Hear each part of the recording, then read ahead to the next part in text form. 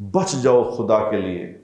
بچ جاؤ، کیونکہ شیطان نے شرک کے اڈے پھیلائے ہوئے ہیں،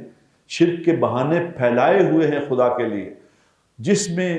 ٹھیک ہوگا یار کوئی ٹھیک ہے لیکن اس میں شرک کی ہلکی سی امیزش ہے، زیادہ میں نے نہیں یہ کام کرنا، بس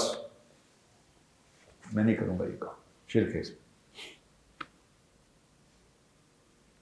دیکھو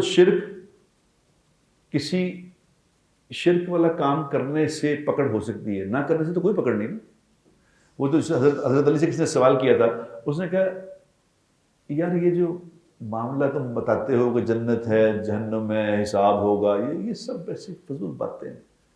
یہ کس نے دیکھا قبر موت کے بعد کیا ہو گیا، یہ کیا تم لوگ باتیں کرتے ہو؟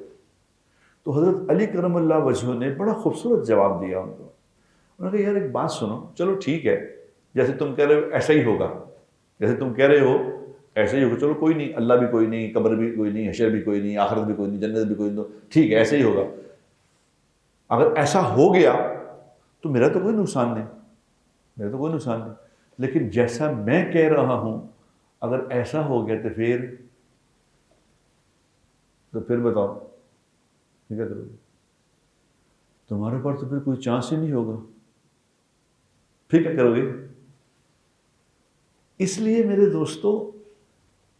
جس مثال کے طور پہ جو کئی جگہ ایسی ہیں جو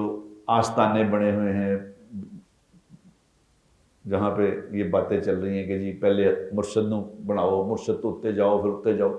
اگر نہ گئے تو کوئی نقصان تو نہیں ہے، لیکن اگر ان کے پاس جا کے